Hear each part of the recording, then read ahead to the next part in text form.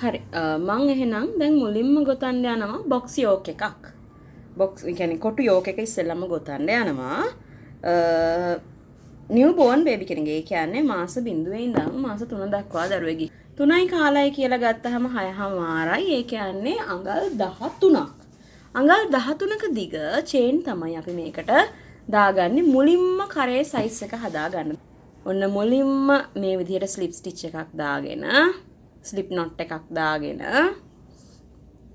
ඊට පස්සේ අපි අඟල් 13ක් වෙනකම් ගොතන්න ඕනේ. මතක තියාගන්න කොටු කර හදනකොට චේන් තියෙන ප්‍රමාණය කොච්චරයිද කියලා අපි හිතුවොත් චේන් තියෙන්න ඕනේ 8 ගුණාකාරවලට 4ක් එකතු වෙන ගානකට. දැන් 8 වරක් දෙක චේන් 16යි 16ට 4ක් එකතු කරලා ඒ කියන්නේ චේන් 20ක් අපි ඉස්සෙල්ලා අපේ දිග විදිහට ගන්න ඕනේ. එහෙම නැත්නම් අපි අපේ දිග විදිහට ගන්න ඕනේ 8 වරක් 3 24යි. එතකොට 24ට 4ක් එකතු කරලා කීයද? 28ක් විදිහට. දැන් ඒ විදිහට ගත්තාම තමයි ඔයාලට මේකේ හැඩය හදා ගන්න පුළුවන්. ඒකයි මම මේ කියන්නේ. නැත්නම් මට කියන්න පුළුවන් මෙච්චර චේන් ප්‍රමාණයක් ගන්න කියලා. එතකොට ඔයාලට ඊට වඩා ලොකු සයිස් එකක් පොඩි සයිස් එකක් හදා ගන්නකොට ඔයාලට හිතා ගන්න බෑ අපි කොච්චර චේන් ප්‍රමාණයක් ගන්නවද කියලා. 1යි 2යි 3යි 4යි 5යි මේ විදිහට මම චේන් ටික දාගෙන යනවා. 7යි ඔය විදිහට මම මගේ අඟල් 13ක් වෙනකන් චේන් ප්‍රමාණය දාගන්නවා. ඊට පස්සේ අර මම කියපු කතාව කොහොමද කරන්නේ කියලා මම කියලා දෙන්නම්.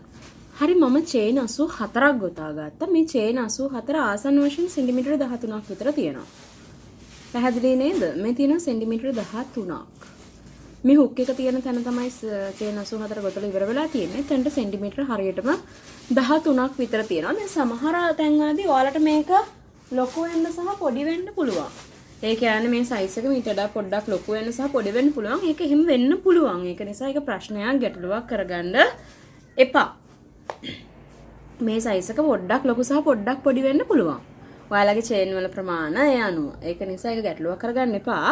සෙන්ටිමීටර 84ක් ගත්තේ ඇයි කියලා හැවුවොත් ඔන්න ඔයාලා බලන්න මම කිව්වා 8 ගුණාකාරයකට 4ක් එකතු කරලා තමයි ගන්න ඕනි කියලා.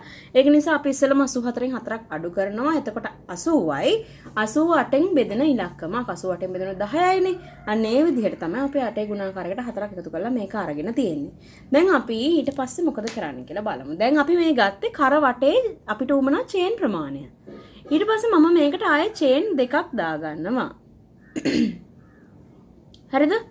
ඊට පස්සේ මම මේක කරකවලා අරගෙන පළවෙනි චේන් එක දෙවෙනි චේන් එක තුන්වෙනි චේන් එක අතෑරලා හතරවෙනි චේන් එකට දාලා පළවෙනි ගෙතුම ගොතනවා. එතකොට මෙතන අපි ගණන් ගන්නවා මෙතන ඩබල් ක්‍රොෂේ දෙකක් තියෙනවා කියලා. මේක ඩබල් ක්‍රොෂේ එකක්. එතකොට අපි දැන් ගෙතුවේ තව ඩබල් ක්‍රොෂේ එකක් විදිහට තමයි ගණන් ගන්නේ. ඊට පස්සේ අපි දිගටම මේක කෙරවලට වෙනකම්ම ඩබල් ක්‍රොෂේ දැන් මෙතන 84ක් තියෙනවානේ. ඔන්න හොඳට බලන්න. දැන් මේ 84න් අපි 4 අයින් කරලා ඉස්සෙල්ලාම අපි මොකද්ද කරේ? ඊට පස්සේ ඒක 8ෙන් බෙදුවා. 8ෙන් බෙදුනහම අපිට ආව උත්තරේ කීයද? 10යි. එහෙනම් මෙතන ඉඳන් අපි ඩබල් ක්‍රොෂේ 10ක් දාගන්නවා.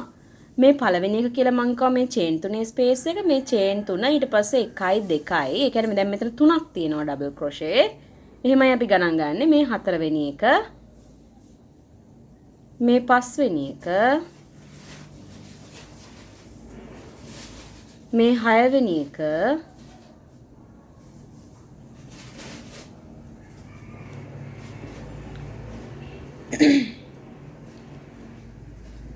හතයි 8යි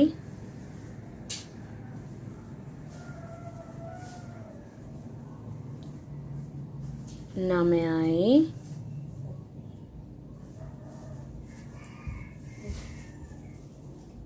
10 වෙනි එක. උන අපි ඩබල් ක්‍රොෂේ 10ක් දාගත්තා.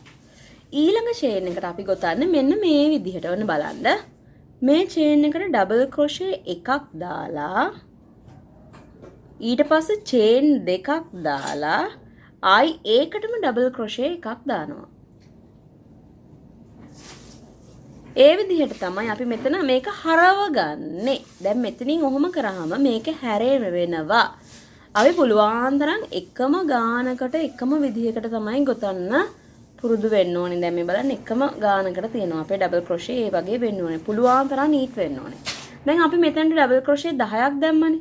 ඊට පස්සේකට අපි දාන්නේ ඩබල් ක්‍රොෂේ 20ක්. ඒක ඩබල් කරලා තමයි දාන්නේ. අපි මෙතනට ගත්ත ප්‍රමාණය ඩබල් කරලා ඊළඟට දානවා. හැබැයි මේක ගණන් ගන්නේ නැහැ. දැන් මේ දාපු පළවෙනි එක ගණන් ගන්නේ නැහැ. අපි දැන් මෙතනට දාපු එක ගණන් ගත්තෙත් නැහනේ. ඒක නිසා මේ චේන් එක දැම්මේ ඒකට නෙමෙයි. ඒක මේ ඩබල් ක්‍රොෂේ එක ආවේ මෙතන තියෙන චේන් එකනේ. ඒක ගණන් ගන්නේ නැතුව ඊළඟ එකේ ඉඳන් ආයෙ 20ක් ගොතනවා. 1යි කියලා තමයි ගන්නේ. 1යි 2යි 3යි 4යි ඔය විදිහට අපි වෙනම 20ක් ගොතනවා මේ පළවෙනි එක ගනින්නේ නැතුව. ඒ විදිහට තමයි ඊටු ටික දැන් ගොතාගෙන යන්නේ. හරි දැන් මම ඩබල් ක්‍රොෂේ 20 මෙතනට ගෙතුවා. දැන් මෙතන 10ක් දැම්මා.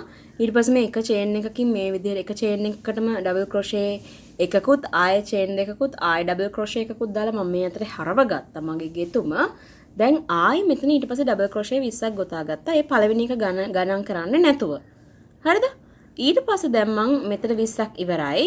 ආයෙ කරන්නේ ඊළඟ චේන් එකට ඩබල් ක්‍රොෂේ එකක් දාලා ආයෙ චේන් දෙකක් ගොතලා ආයෙ ඒකටම ඩබල් ක්‍රොෂේ එකක් දාගන්නවා. ඒ කියන්නේ මම ආයෙත් මෙතනින් හරව ගන්නවා. පැහැදිලි නේද කීප එක? ඔන්න ආයෙ ඔහොම හරව ගත්තා. ඊට පස්සේ ආයෙ 20ක් ගොතනවා.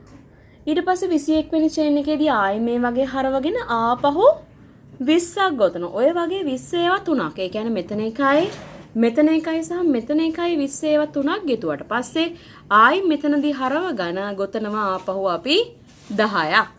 මතක තියාගන්න මෙතන 10යි ඊට පස්සේ මෙතන 20ක් ආයිත් මෙතන 20ක් මෙතන 20ක් සහ මෙතන 10ක්. දැන් ඔයාලගේ සයිස් එක ඔයාලා ලොකු පොඩි කරගත්තත් මේ විදිහට තමයි ගෙතෙන්නේ. ඒ කියන්නේ අර මම කිව්වේ 80 අර විදිහට අර ඔයාලට එන චේන් ප්‍රමාණය බෙදලා අරගත්තාට පස්සේ ඒ එන ගාන මෙතනට ඒ වගේ දෙගුණයක් මෙතනට ඊට පස්සේ ආයෙ දෙගුණයක් එන ගාන මෙතනට ඊට පස්සේ ඒ ගානම මෙතනට මේ ගාන ආයෙ මුලින්ම හදාගත්ත ගානටම ගොතන්න ඕනේ. ඔයාලට දැන් මම මේ කියන්නේ ඔයාලගේ සයිසස් හදාගන්න විදිය. කොහොමද සයිස් එකෙන් සයිස් එකට මේක වෙනස් කරගන්න. නැත්නම් මට කියන්න පුළුවන් මේ චේන් ප්‍රමාණය ගන්න කියලා. දැන් ඔයාලා හදිස්සියවත් යාන් වර්ගය වෙනස් කරනවා නම් අපි හිතමු ඔයාලා මේක මේ යාන් වලින් ගොතන්න. તો බේබි නූලෙන් ගොතන්න ගන්නවා. ඒතර බේබි යානකින් ගොතනකොට ඔයාලට දැන් එතකොට මම මේ කියලා දීපු මිමි වලට ඔයාලගේ චේන් කොච්චරක් ගොතන්න ඕනේද? කොහොමද හැඩෙන්නේ කියන එක සයිස් ඔයාලට හදාගැනීමේ හැකියාව තියෙනවා. අන්නේ මේ හැකියාව දෙන්න තමයි මම මේ මෙච්චර මේක මේ විදිහට විස්තර කරන්නේ. හරි. දැන් ඊට පස්සේ මම මේ වටේ ගොතාගෙන ඔයාලට පෙන්නන්නම්. මම හිතනවා කීප් එක පැහැදිලි කියලා.